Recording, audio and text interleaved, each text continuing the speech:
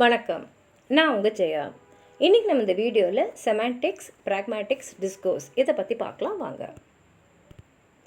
Semantics and ப்ராக்மேட்டிக்ஸும் ஒன்றோடு ஒன்று நெருங்கிய தொடர்புடையது. டிஸ்கோர்ஸாக நம்ம 3 வகையாக சொல்லலாம். அதாவது ஒரு வாக்கியத்தையும் தாண்டின ஒரு மொழி, இந்த சமுதாயத்தில் இருக்கக்கூடிய ஒரு பழக்க வழக்கத்தை சொல்லக்கூடிய ஒரு லாங்குவேஜ் பிஹேவியர். அது மாத்திரம் இல்லை, நம்ம எண்ணங்களுடைய அந்த சிஸ்டம் தான் இது.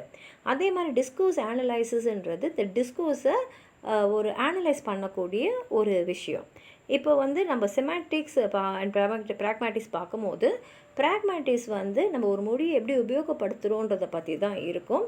இந்த ப்ராக்மேட்டிக்ஸ்ன்ற வார்த்தையை காயின் பண்ணது 1930 C.W. மாரிஸ்ன்ற ஃபிலாசபர்.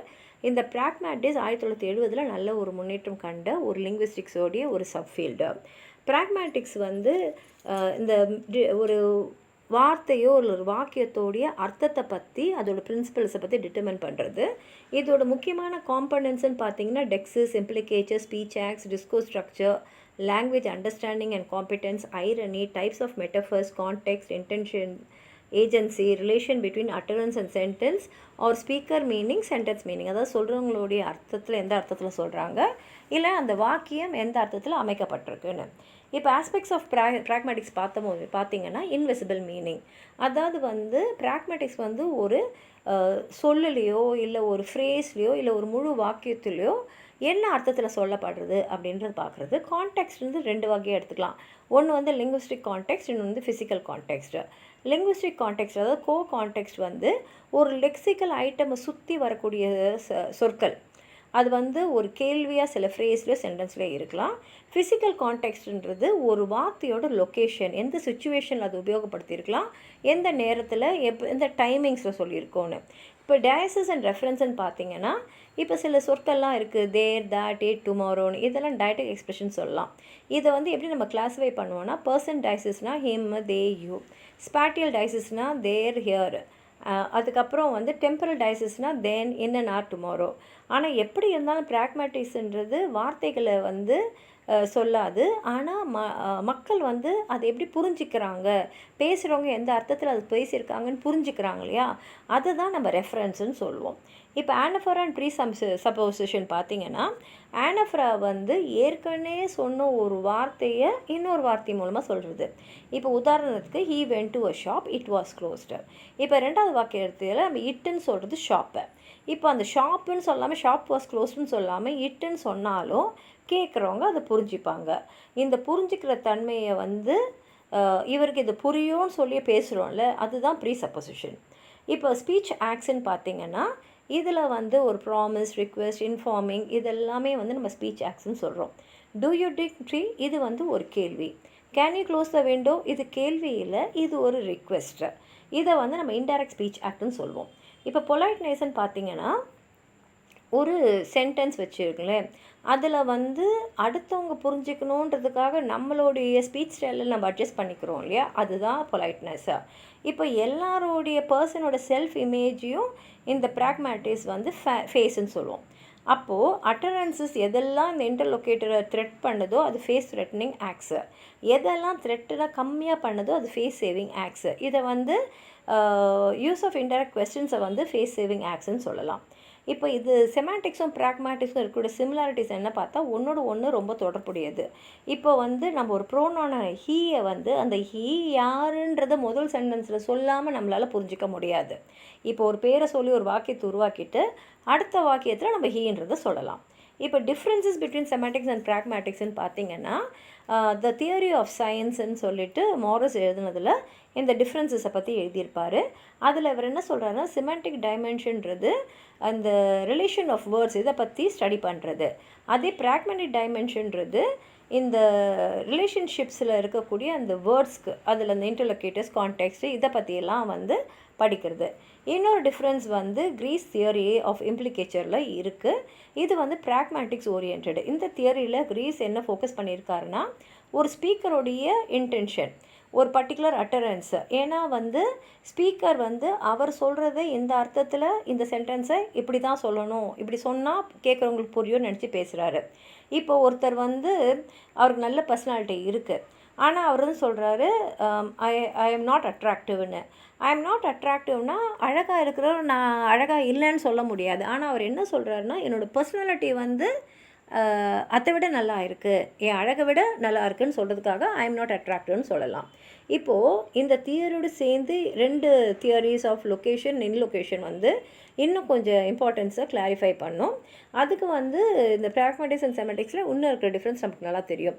லொக்கேஷன்றது ஒரு வேர்டை நம்ம கண்டினியூஸாக அடுத்தடுத்து சொல்லிக்கிட்டே வரோம் இல்லையா, அப்போது வந்து ஒரு ஸ்பெசிஃபிக் மீனிங்கை ஒரு அளவுக்கு நம்ம அந்த டிகிரிக்கு எடுத்துன்னு போகலாம். அதே இல்லொக்கேஷன்றது இந்த utterance like demanding, asking, requesting பற்றி இருக்கும். அப்புறம் இன்னொரு டிசிமிலாரிட்டி எங்கேருந்து வருதுன்னா, பிரின்சிபல் ஆஃப் கான்சிபிலிட்டி, இதை வந்து ஃப்ரெஜ்ன்றதான் கொண்டு வந்தார். இது என்னென்னா, ஒரு சில வாக்கியங்களை சொல்கிறோன்னா ஒரு பாட்டும் ரொம்ப முக்கியம். இப்போ ஒரு கஸ்டமர் வந்து ஒரு காஃபி ஷாப்பில் வந்து அவர் சொல்கிறாரு, may I have English tea and a glass of water.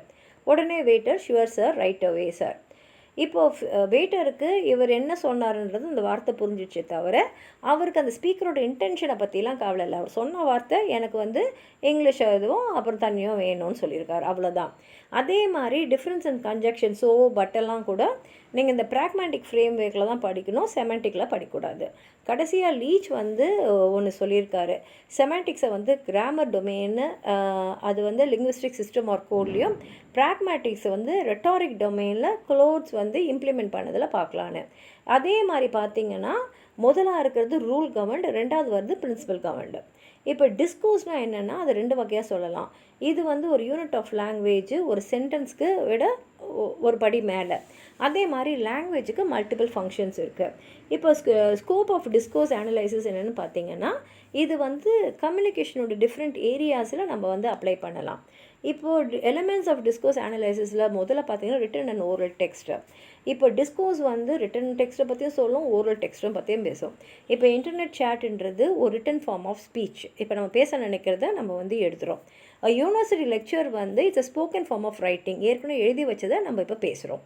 இப்போ extra linguistic and intra linguistic கான்டெக்ஸ்ட்னு பார்த்தீங்கன்னா, எக்ஸ்ட்ரா லிங்குவிஸ்டிக்ஸ் வந்து எக்ஸ்டர்னல் வேர்ல்டை பற்றி டீல் பண்ணும், இன்ட்ரா லிங்குவிஸ்டிக்ஸ் வந்து அந்த லாங்குவேஜ் பீஸில் மட்டும்தான் அது வந்து வரும். கொஹிஷன் கோஹிரன்ஸ் பார்த்தீங்கன்னா, டிஸ்கோர்ஸ் அனலைசிஸ் வந்து 3 லிங்குவிஸ்டிக்ஸ் லெவல்ஸ், அது சவுண்ட், லெக்ஸஸ் அண்ட் சென்டெக்ஸோடு அது வந்து டீல் பண்ணும். டிஸ்கோர்ஸ் வந்து கிராமர் அண்ட் கொஹிரன்ஸ் 2 சேர்ந்தது தான். இப்போ ஒரு வாக்கியம், can you lend me some money today? Yes I can. இதில் செகண்ட் சென்டென்ஸ் வந்து ஃபர்ஸ்ட் சென்டென்ஸோடு லிங்க் ஆகிருக்கு. அதே sentence, can you lend me some money today? There is a strike in the bank. இப்போ 2வது சென்டென்ஸ் வந்து கிராமட்டிக்கலாக லிங்க் ஆகல, ஆனால் அது கொஹிரண்ட், கேட்குறவங்களுக்கு புரியும். அதாவது பேங்க் வந்து ஸ்ட்ரைக்கில் இருக்குது, என்னால் பணம் கொடுக்க முடியாதுன்னு சொல்கிறாரு. இப்போது இந்த கொஹிஷனை சென்டென்ஸில் உருவாக்குறதுக்கு சில கிராமர் ஃபார்ம்ஸை யூஸ் பண்ணியிருக்கோம். அதெல்லாம் என்னென்னு பார்த்தீங்கன்னா, லாஜிக்கல் கனெக்டர்ஸ், அண்ட், பட், அதெல்லாம். Conjuncts, also, equally, furthermore. Contrast, instant. Similarity, for, thus. Substitutes for noun, he, she, they, one. Ellipsis, ஒரு வார்த்தையோ இல்லை ஒரு சென்டென்ஸோட பார்ட்டியோ விட்டுறது. டயட்டிக், ஹியர், தேர். இப்போ மோர் டென்னர் டொமைன் என்னென்னு பார்த்தீங்கன்னா, இப்போது ஒரு லாங்குவேஜோட யூஸில் நிறைய கேட்டகரிஸ் இருக்கும், அது அந்த லாங்குவேஜ் வேரியேஷனை அஃபெக்ட் பண்ணும். அதுதான் மோர் டென்னர் அண்ட் டொமைனு.